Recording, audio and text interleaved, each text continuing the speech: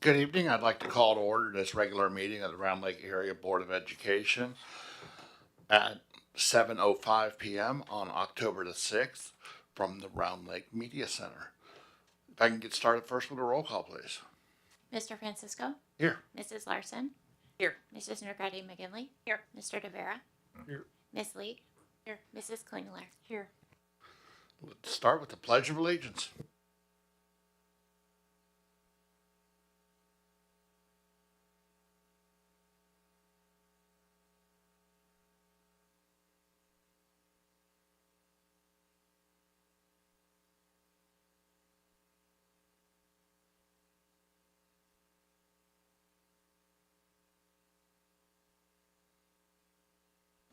All right, to get started, can I get a motion to approve the meeting agenda as listed?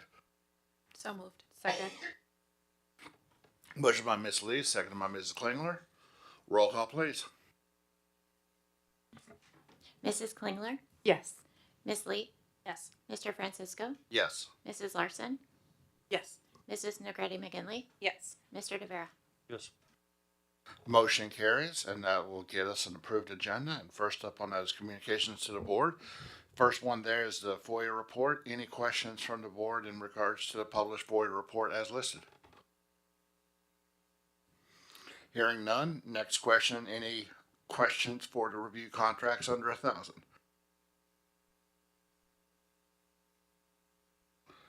Perfect. Hearing none there, we will now move to opportunities for public comment. As always, members of the public may participate in public comment during regular board meetings by attending in person or by submitting an electronic public comment form. Please note that speakers are limited to 3 minutes. Electronic public comments are accepted up until noon on the day of a regularly scheduled meeting. Contactor will be contacted to confirm identity, and once confirmed, electronic public comment is provided to all board members in written form. Electronic public comment form is found online. We did not have any electronic public comment. We do have public comment. Tricia Schneider?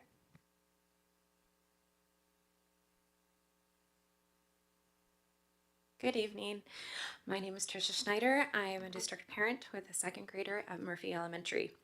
At a previous board meeting, I believe it was September 8th, board member Miss Lee echoed the numerous complaints from parents about regards to the district transportation. My question is if there's any follow-up that has been conducted. The transportation department is notoriously hard to reach, with calls going unanswered or the voicemail box simply being full.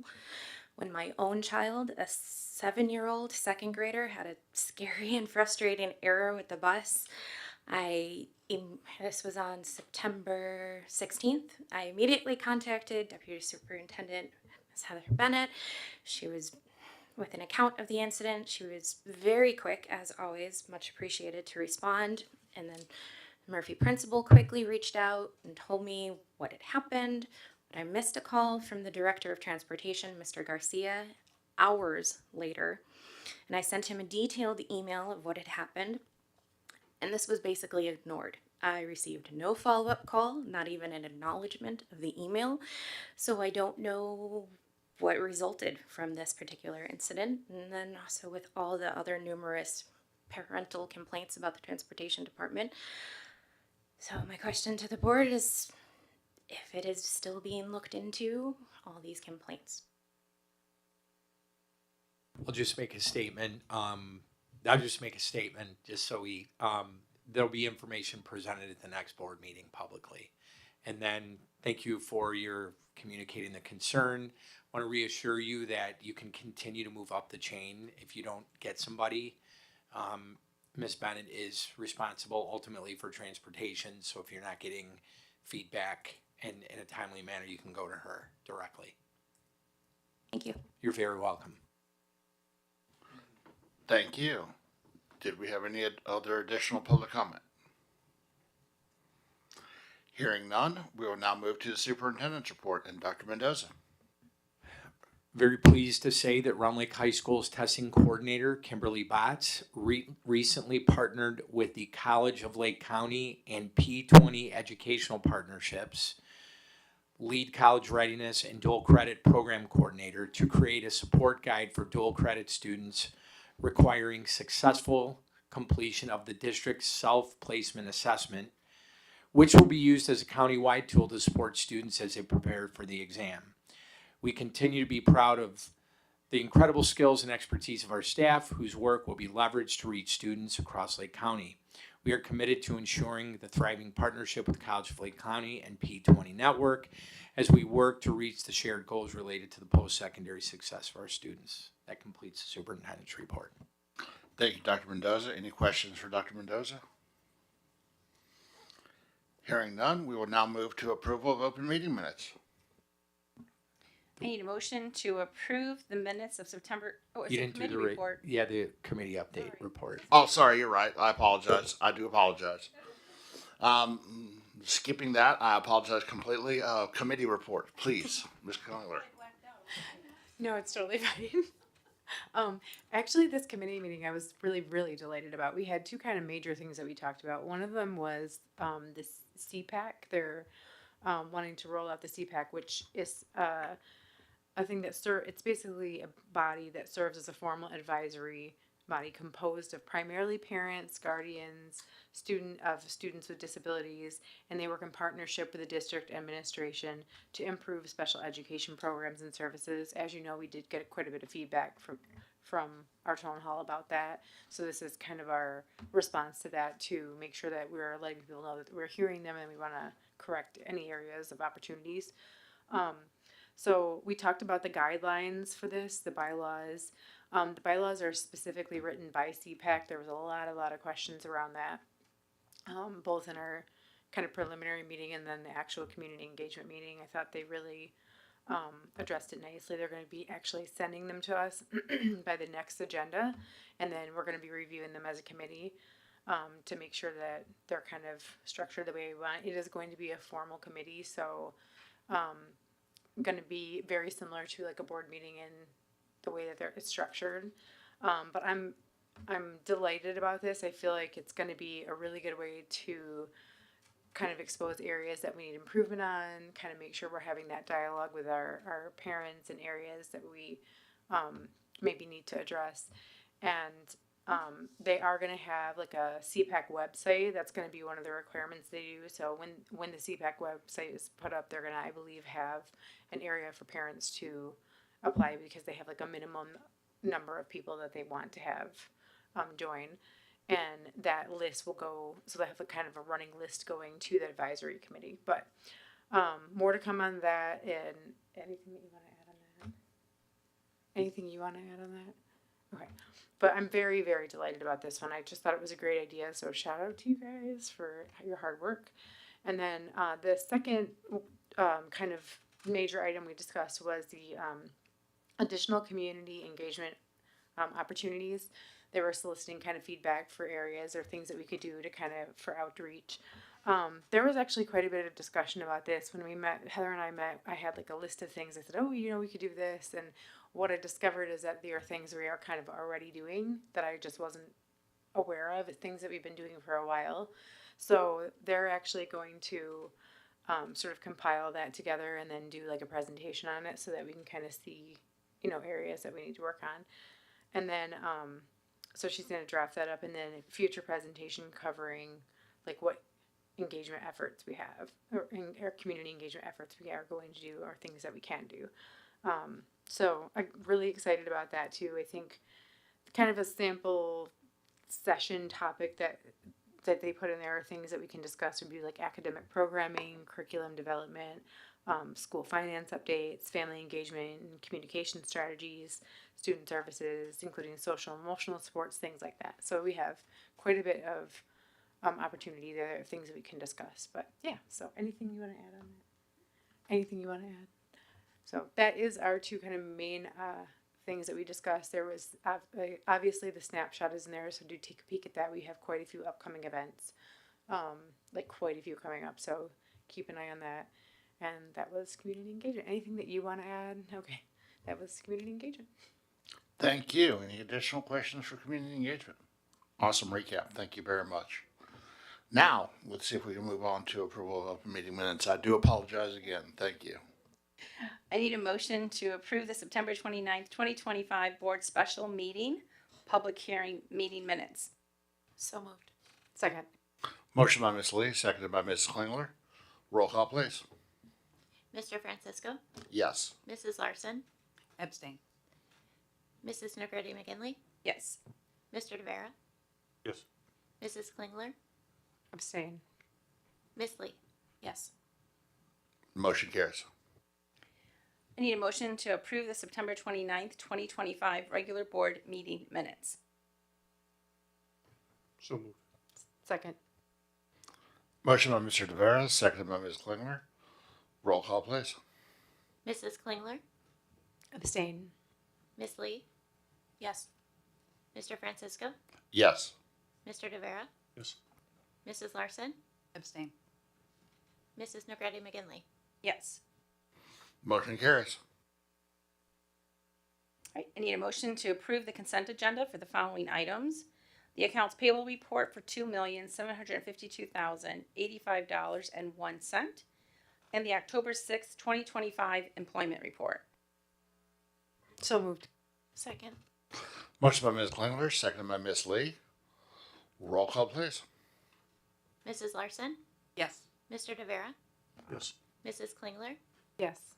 Miss Lee, Yes. Mrs. Negretti McGinley, Yes. Mr. Francisco. Yes. Motion carries. All right, that will take us to new business. First up on that is the Lake Division proposed bylaws revision and election of division officers. We've got the dinner coming up on Wednesday, so looking forward to seeing everybody there. As always, on the 2-year cycle, this is the division election. So there is a slate up, and I am actually on that slate to stay as chair. So that is part of it. And then we do have a bylaw revision that we'll be voting on during that meeting as well. And what we're doing is we're adding 2 more at-large positions to the lake division, so that there'll be more representation from more boards there, assuming that does pass. So that is going to be what is on the voting agenda for Wednesday's meeting. Any questions in regards to that? We shouldn't have to do any kind of form. I mean, there'll be a voice call vote for yay, nay when it comes to the bylaw revision, unless there's a loud nay against it as well, and then we'll have to get into actually filling out votes for each district. If I'm hearing no additional questions, if you have other questions, you want to bounce them off me, you know how to get a hold of me. Always happy to. Next up, I will just transition right into delegate and alternate for the 2025 Joint Annual Conference, Delegate Assembly. I know that a lot of us are having different meeting agendas, so the question I'm going to put out there is who is going to be there Saturday morning that would be interested in being the delegate. Keeping in mind that the delegate assembly runs from basically 9:30 or 10 o'clock until right around 1 o'clock, if I'm not mistaken. I think that's the time.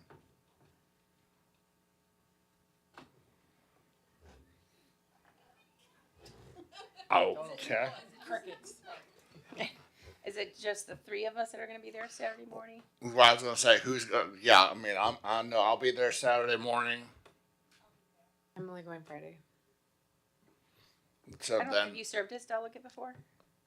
I have. it's been a while. I know it's been a while since I've been a delegate. I think since you've been. So if you're interested, I will. Do you want to do it? I just feel like I did it recently. I will say this: there's not much just to go over it, and I think we're gonna go over it. There's not a lot on the delegate assembly this cycle. There's literally one resolution, which is the school bus safety funding, which we'll talk about it all together. And then the other one are constitutional amendments, and all the constitutional amendments are just cleaning up language, making it make sense more than anything else. So it's pretty much a straight do adopt is what ISB is recommending. So I mean, I would do it if nobody else wants to. Okay, I guess I'm up. And then, The alternate or well, the? no, you'll be the Okay. primary, and I'll step in as the alternate Okay, then. perfect, all right.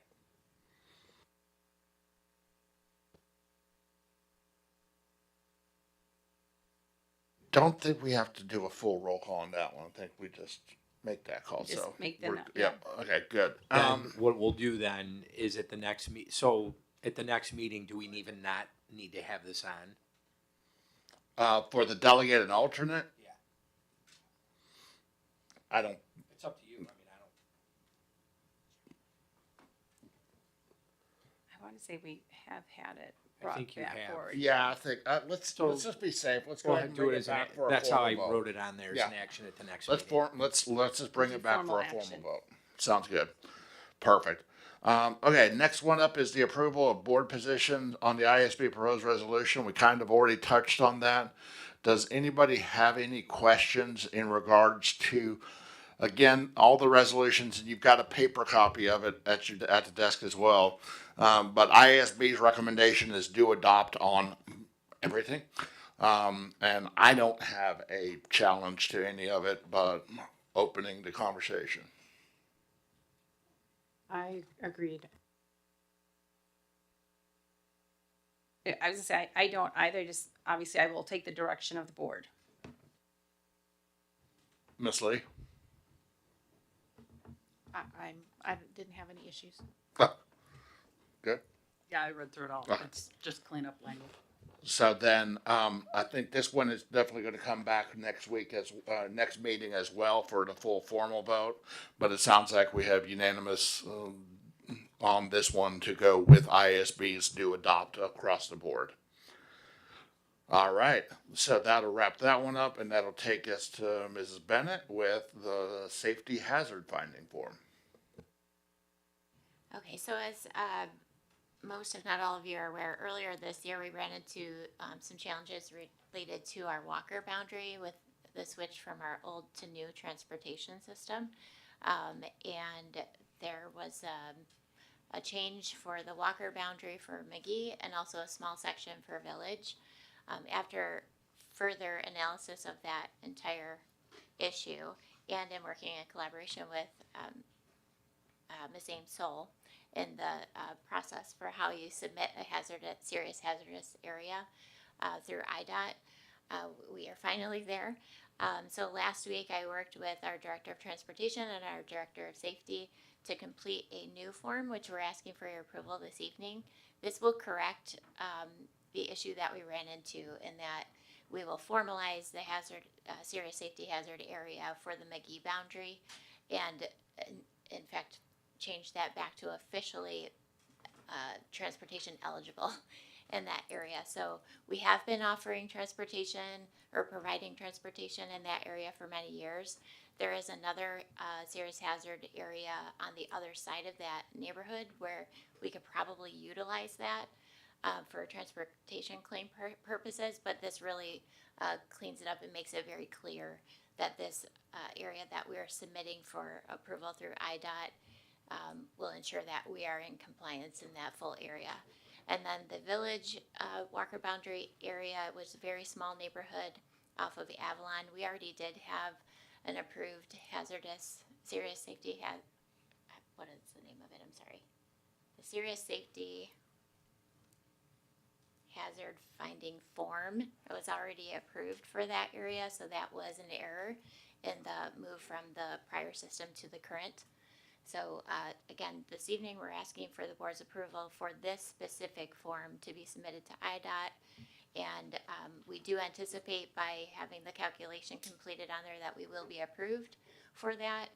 And they say that within the instructions that we will receive their findings within the next 30 days.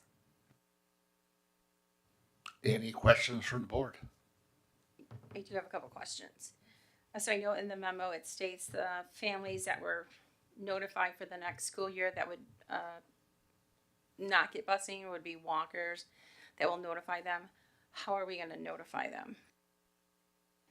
So when we thought that we were having to move them to the walker boundary area, we did notify them very late in the process. So we did end up reversing and providing that transportation as we have in prior years, and we sent an email message to those families informing them of the change, saying that transportation would be provided this year. However, next year they would move into the Walker boundary.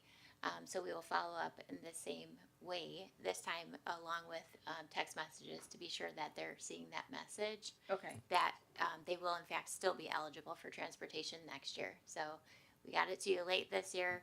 We made what we thought was a temporary correction, and this will be a permanent correction going forward. Because I know, because I live in the Murphy area, some of the families didn't know to look for that email. I think they were expecting like a letter. So we need to make sure whatever form of communication we do are consistent, and at least let them know where to look for that communication. Yes, we will certainly send that through print mail as well. So Okay. we'll do an email, a text message, a reminder checking their email, and we'll send that in a regular mail as Okay, well. that would be great, because it kind of like we were just talking at community engagement. Unfortunately, they're in the sea of emails that everybody gets. Sometimes that gets lost. But if the families are getting a letter from the district, they're gonna open that right away. Are they going to also notify parents through Parent Square? Is that possible to do it that way, or? So that, yes. To have teachers do it? Is that like? We can have the admin of the building as a second layer. Sure. Then I have another question when you're. Mrs. Klingler, I do want to just follow up on that Parent Square question though, because we want to make sure it's just going to specific individuals. And I just want to see what that looks like. Of through course, Not no having worries. worked in that system myself. Okay. So I'll Yep. confirm on that. Thank you. And then the next question, I don't know if I missed it in here somewhere, with applying for the serious hazard application form, how long is that good for?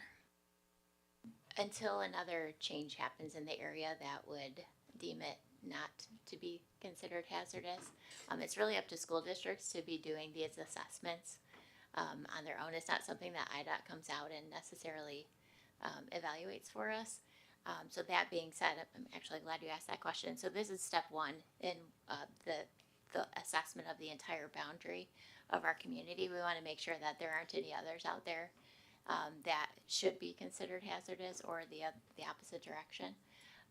So this year we will be conducting an assessment with the Director of Transportation and the Director of Safety to be sure that we're clean across the board. There are, Ms. Amsel brought earlier in the year a list of those approved areas. That was the first time that we had actually looked at that as a school district and formalized that process. And so we want to go back first to look at those that have already been approved, and then our district as a whole overall assessment to be sure that we're clean. Okay, so I kind of raised a couple other questions. Let me go to what's going to be the first question I wanted to ask. Is it just because of the change when we brought in the new software that this fell off? As far as the hazard, what happened? What's the change that happened? So there are a variety of approved hazardous areas already with IDOT. There's one, I'm not remembering the name, the one that comes out onto Cedar Lake Road from that same neighborhood, Lake something, just right across from the Village of Round Lake. So you could probably argue that maybe that whole area could be covered by that specific intersection that has already been approved with IDOT, but we didn't have one at Cedar Lake and Washington, or even walking along Washington. In the packet, you see the actual form I'm submitting under two of the different types. So there's type 1 and there's type 3. One is walking along a roadway, and the other is an intersection, which would be Cedar Lake and Washington. You get a range of points depending on a variety of factors, one of which is the grade level of the students. So when we conducted the assessment for that area for the McGee boundary, it qualified as far as I am concerned with what we entered into the form for a middle school aged child, but it would not for high school. So because we wouldn't have had enough points based on the level of the school in that area to have it qualify. So at this point in time, that area would be designated Walker boundary, I'm sorry, transportation eligible for McGee, but not Round Lake High School unless they were beyond the 1.5 miles. Okay. So the next question is that you mentioned we've set up a process so these don't fall off. And one, we know where in the district we have hazardous designation for our students.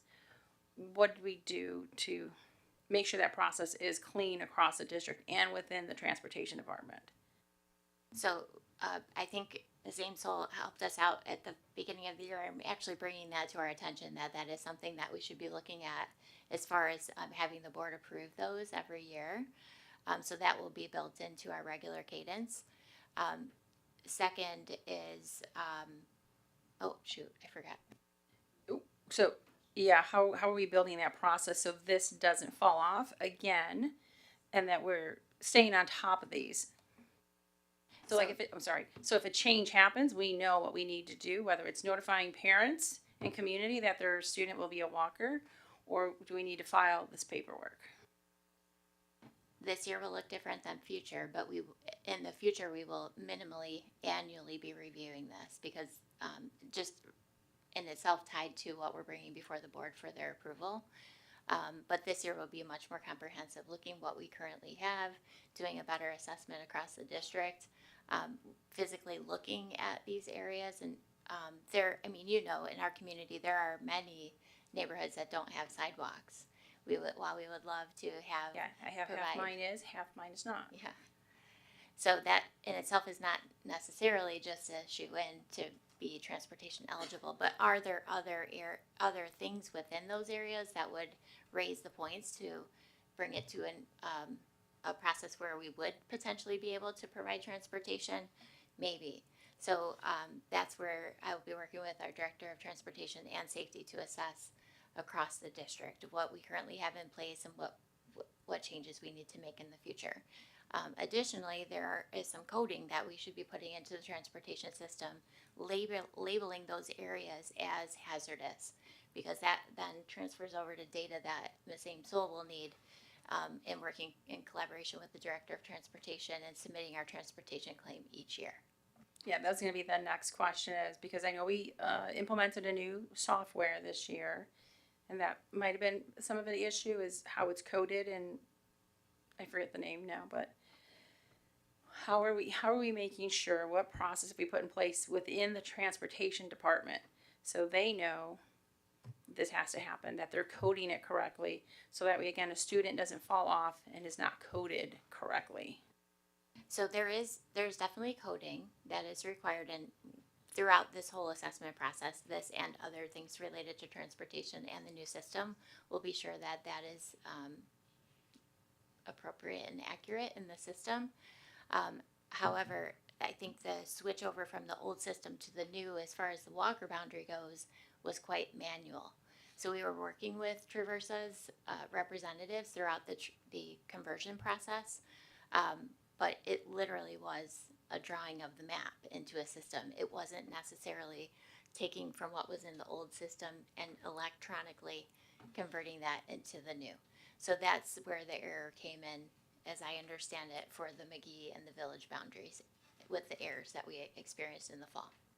So have we written standard operating procedures with all this encompassing like the hazardous application and again the coding in Traverse? Not in full yet. So through the assessment of the various areas within transportation with the challenges that we experienced this year, this is a part of it. So in the end, yes, working with Lewis and our director of transportation, we will in the end have an SOP designated for the walker boundary and other data types of pieces of the new system. Some of those we don't even necessarily know need to be developed yet, but I know every day he's having conversations with our representatives from Tyler and Traversa and learning new things about the system that were just not part of the training process. So even however many weeks we are into the school year, we are still learning more about the reports that that system has to offer. It's vast, and it really has been a great tool for our district so far. But there still is a lot to learn within it. Okay. Last question. I just want to make sure I understood this right. These applications have just been submitted. We're waiting for approval or confirmation. So the list that the board formally approved earlier this year, those are already in existence with Right, IDOT. but these This here. one here is one request for McGee. I cited two different types within the same application. First, we require board approval, which we'll ask for tonight. Then I'll submit it to IDOT tomorrow, and then we should hear from them within the next 30 days to finalize everything. Okay, so that kind of leads to my question. In those 30 days we hear back from it, what is the likelihood that they don't approve or they say doesn't meet the requirements? I would say 99% sure that they're going to approve it based on our assessment. Again, they don't come out and look at it. So we are giving them, I will include Is strictly a points pictures. value system? Yes, it's a points value system, and it's within their instructions. So Okay. I'm following exactly what they're asking for each table. Can I ask? I don't know if this is too granular. What is it like? The points are based on like there's a hazard. Would they consider like a train, track, things like that? Okay, I just was wondering. Yeah, it's in See it on the form. If you look at it the had the attachment. math part. I just wanted to know what is the likelihood they could say no, or how do they assess it that they would maybe reject? Having done this in the past and actually talked to IDOT, and this is not for Round Lake, I did it in my prior district, they openly told me, if you're applying and you meet the points, we will say yes. That's So what I say. It's so just a it's point not- system, it's and just we're a meeting point those system. points. So they're again Exactly, always leaving room for error. 99% sure. correct. I want to send the message, but I want to wait until the final approval from them. So as soon as we get that back from IDOT, we will be communicating with the families that have been impacted. Yeah, of course. That's why I just wanted to know what was the likelihood. Thank you. Any additional questions? I think we have an action on this one. Thank you. I need a motion to approve the serious hazard funding form for John T. McGee Middle School, Type 1 Washington Street / Grandview Drive to Washington Street / Cedar Lake Road, and Type 3 Washington Street and Cedar Lake Road. So, So moved. Second. motion by Mrs. Klingler, seconded by Ms. Lee. Hearing no additional conversation, roll call please. Mrs. Larson, Yes. Mrs. Negretti McGinley, Yes. Mr. Devera, Yes. Mrs. Klingler, Yes. Miss Lee, Yes. Mr. Francisco. Yes. Motion carries. And that will take us to positive occurrences. I will kick us off. Homecoming, absolutely great. The entire thing, homecoming parade, homecoming game, the homecoming dance, the kids getting out doing, having their homecoming events. Everything was was top notch as usual. And then also this evening, even though the weather's trying not to participate with us, we've got the flag football IHSA regional kicked off tonight with Round Lake opening it up against Harvard. And then we'll have again games, 2 games tomorrow, and then the regional championship will be on Wednesday. So definitely good positive occurrences there.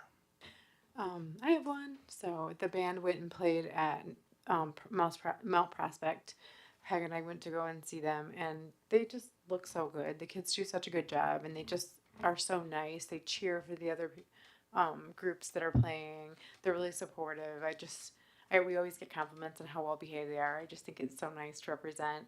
The other thing I wanted to shout out was all of the parent volunteers that helped out with the boosters at the homecoming event. I don't know if people realize that those are all volunteers, that people come in after they've worked all day, and it's a pretty physical job, especially if they're serving food. And so I just wanted to highlight them. I'm very grateful to our community for the volunteer opportunities that they present themselves for.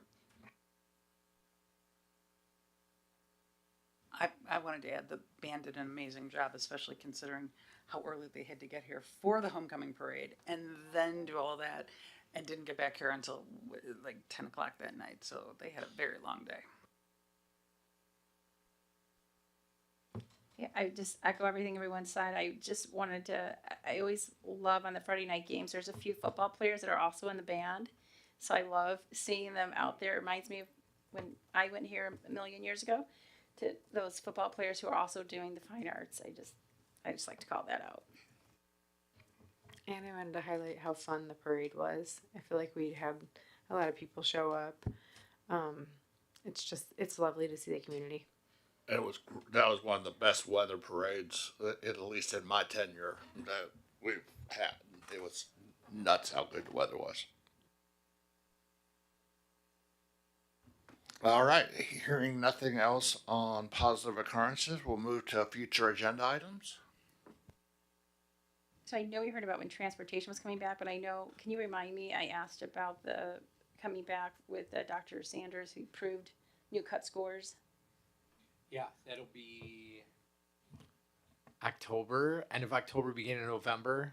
I'm looking at Lisa. I don't remember. I can't see you around the corner there. So the next meeting? Yeah, we're gonna. Okay. I think we agreed because there's so much information. It's gonna be over 2 meetings.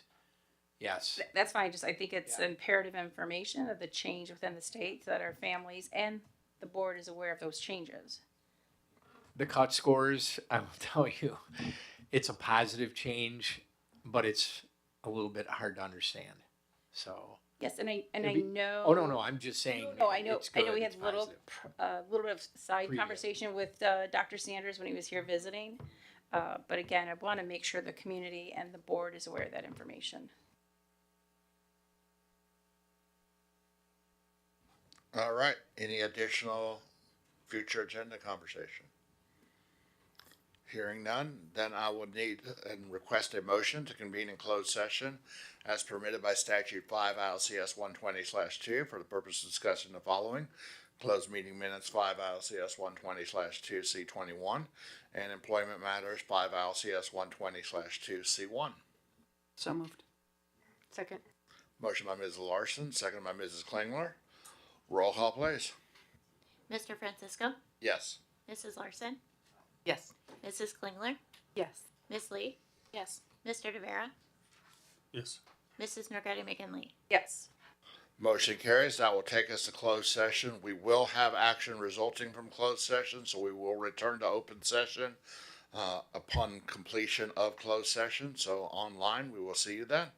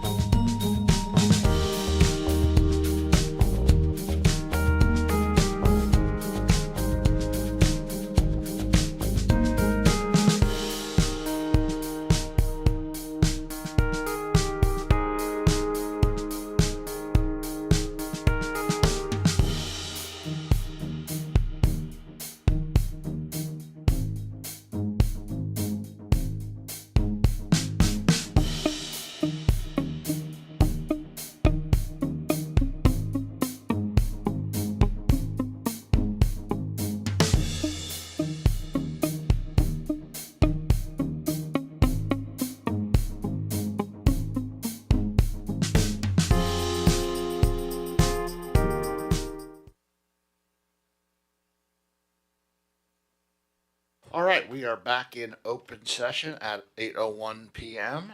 and we have action resulting from. Need a motion to approve the resolution dismissal of educational support personnel employee as listed. So moved. Second.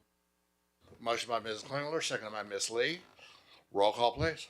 Mr. Tavera, Yes. Mrs. Negretti McGinley, Yes. Mrs. Larson, Yes. Mr. Francisco, Yes. Ms. Lee, Yes. Mrs. Klingler. Yes. Motion carries. Need a motion to approve the resolution dismissal of educational support personnel employee as listed. So moved. Second. Motion by Ms. Klingler, second by Mr. DeVera. Roll call, please. Mrs. Klingler, Yes. Ms. Lee, Yes. Mr. Francisco, Yes. Mrs. Larson, Yes. Mrs. Negretti McGinley, Yes. Mr. Tavera. Yes. Motion carries. And approval of closed meeting minutes. Need a motion to approve the I need a motion to approve the closed session meeting minutes of September 29th, 2025 regular board meeting. So moved. Second. Motion by Ms. Lee, second by Ms. Klingler. Mrs. Klingler? Wow, I'm losing it now. Roll call, please. Mrs. Larson, Abstain. Mrs. Negretti McGinley, Yes. Mr. Tavera, Yes. Mr. Francisco, Yes. Ms. Lee, Yes. Mrs. Klingler. Abstain. Motion carries, and that will bring us to adjournment at 8:03 p.m. We will see everyone on October 20th for our next meeting. Thank you and have a great evening.